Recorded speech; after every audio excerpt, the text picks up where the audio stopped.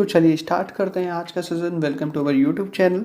तो आज हम उन 5 चीज़ों के बारे में जानेंगे जो कि आपको फर्स्ट अटेम्प्ट में यूपीएससी क्लियर करने के लिए काफ़ी हेल्पफुल है, जो कि टॉपर्स का रिकमेंडेशन के थ्रू हम आपको ये सारी चीज़ें बताने वाले हैं, जो कि काफ़ी इंपॉर्टेंट होने वाली हैं आपके लिए। ठीक है, तो वो कौन सी चीज़ें हैं जो आपको, वो कौन सी 5 चीज़ें जो कि आप पॉइंट टू बी नोटेड, जिसको आप नोट करें, जो कि आपके आने वाले जर्नी में काफ़ी इंपॉर्टेंट होने वाली है।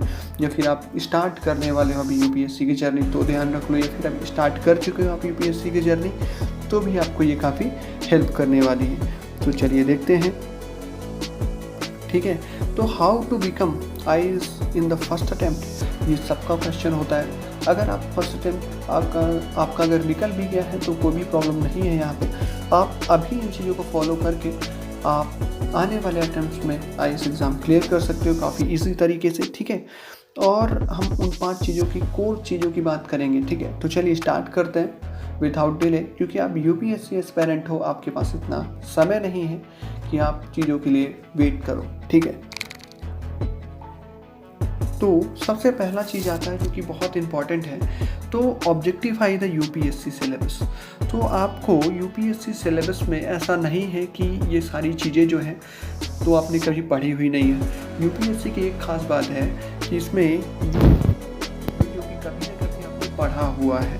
ठीक है, जैसे कि ऑप्शनल की बात करें तो अगर आप कोई भी ऑप्शनल ले रहे हो, जैसे हिस्ट्री ऑप्शनल ले रहे हो, तो ऐसा नहीं है कि आपने हिस्ट्री कभी नहीं पढ़ा है। ठीक है, या फिर आप पॉलिटी ऑप्शनल पे ले रहे हो तो ऐसा भी नहीं है कि आपने पॉलिटी कभी नहीं पढ़ा है या फिर आपको पॉलिटी की बेसिक नॉलेज नहीं है। तो आप यूपीएससी सिलेबस में अपने स्ट्रेंथ और वीकनेस को पहचानिए।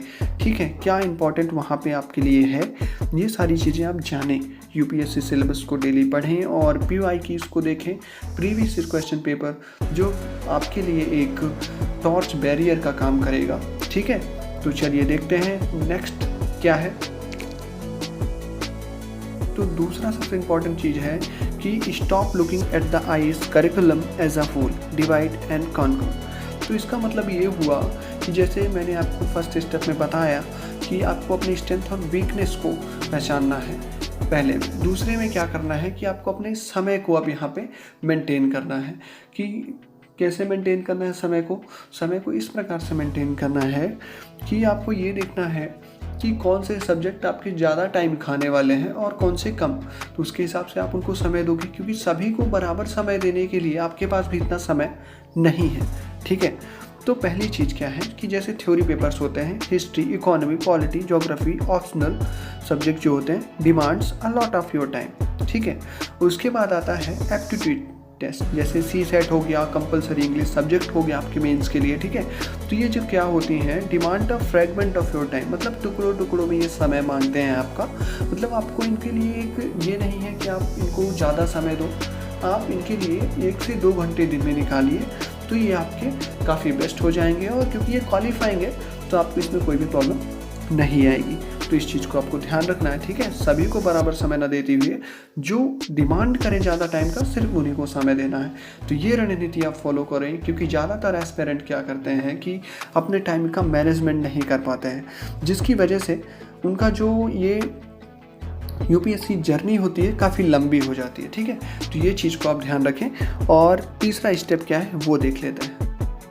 तीसरा है कि solve the mock papers regularly. तो यूपीएससी जो है, तो यूपीएससी मीन्स क्या है कि आपको प्रैक्टिस का खेल है। यूपीएससी में आप कोई भी एग्ज़ाम दो तो उसके लिए प्रैक्टिस करना बहुत ज़रूरी है, और यूपीएससी में खासकर स्पेशली, क्योंकि अगर आप प्री दे रहे हो तो प्री के लिए कम से कम आपके पास 50 से 60 मॉक पेपर्स आप सॉल्व करो। या फिर मेंस दे रहे हैं तो उसके लिए आंसर राइटिंग की प्रैक्टिस काफ़ी ज़रूरी होती है, जिसके लिए आप उस एग्ज़ाम पर्टिकुलर को क्रैक कर सकते हो। ठीक है, तो प्रैक्टिस रेगुलरली करिए, क्योंकि आपका जो ये ग्राफ है तभी ऊपर उठेगा जब आप रेगुलरली मॉक पेपर्स को सॉल्व करोगे। ठीक है, फोर्थ स्टेप है डेवलप आंसर राइटिंग स्किल।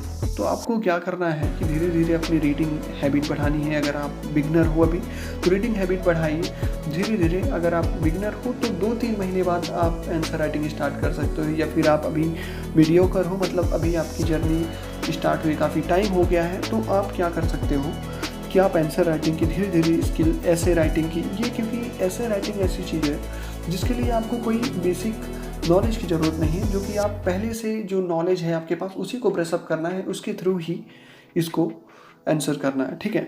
तो ये सारी धीरे धीरे कुछ पेपर्स के आंसर राइटिंग आप स्टार्ट करिए, या फिर आपका नेक्स्ट अटैम्प्ट 2023 में है तो आपको आंसर राइटिंग तो करना ही पड़ेगा, कंपलसरी है वो, ठीक है। और पांचवा और लास्ट क्या है जो कि बहुत इंपॉर्टेंट है आपके लिए, ठीक है। तो पांचवा है द 2 टाइम रिवीजन रूल। तो रिवीजन यूपीएससी एग्ज़ाम में एक बहुत ही खास चीज़ जो होती है एंड सक्सेस की जो है तो वो है रिवाइज। क्योंकि आप स्टडी को तो प्लान बहुत अच्छे से करोगे, ठीक है, बहुत बढ़िया, आपका डेडिकेशन अच्छा है, लेकिन यहाँ पे रिवाइज का खेल बहुत ज़्यादा है, क्योंकि आपके पास समय नहीं होगा 20 क्वेश्चंस के आंसर करने 3 आवर्स में, ठीक है। तो आपके पास ये समय नहीं है कि आप यहाँ पे टाइम वेस्ट करो, क्योंकि जब आपके पास मेमोराइज अच्छा होगा 3 आवर्स रिवीजन वाला रूल आप ज़रूर फॉलो करिए, क्योंकि आपको देना है कि आपका दिन में जो 3 आवर्स हैं, या फिर आप मॉर्निंग में 3 आवर्स दे दो, या फिर नाइट शिफ्ट में 3 आवर्स दे दो, तो वहाँ पे आप जो भी पढ़ो, जितना भी सब्जेक्ट आपका हो जाए, जो भी नोट्स वगैरह हो, उनको प्रॉपर रिवाइज करो, वो बहुत इंपॉर्टेंट है, क्योंकि रिवीजन के थ्रू ही आप जल्दी और बेटर आंसर लिख पाओगे वहाँ पे, ठीक है। आपका काफ़ी समय बचेगा एग्ज़ाम हॉल में, आप वहाँ पे कुछ सोचने के लिए ज़्यादा टाइम वेस्ट नहीं करोगे, जो भी आपके पास कंटेंट रहेगा उसको अच्छे से वहाँ पे सिर्फ आप अपने प्रेजेंटेशन पे फोकस करोगे, तो ये बेटर रहेगा, ठीक है। उसके बाद फिर लास्ट आता है, इन सब के बाद करोगे क्या आप, ये सारी चीज़ हो जाएंगी तो आपको प्लान एंड एग्जीक्यूशन बचता है आपका। तो ये सारी चीज़ें जब प्लान हो जाए तो आप एग्जीक्यूशन की बारी है, तो फुल आप डेडिकेशन के साथ एग्जीक्यूट करिए, आप फर्स्ट अटैम्प्ट में जब IAS ऑफिसर बनेंगे। Thank you so much, all the best, subscribe करिए हमारे चैनल को, थैंक यू सो मच।